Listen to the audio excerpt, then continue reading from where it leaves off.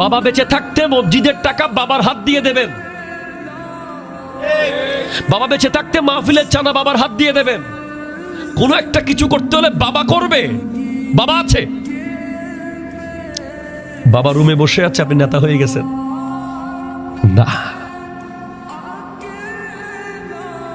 মাকে আর বাবাকে একদিন বেশি কেমনে বাঁচবে এই চেষ্টা করে যাবেন।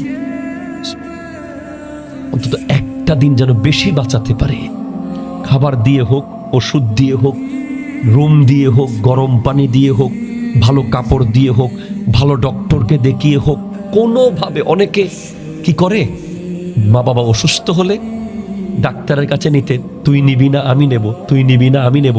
ছোট ভাইকে বলে তুই একটু দেখায় নিয়ে আসিস, বড় ভাই বলে আচ্ছা আমার সময় নেই।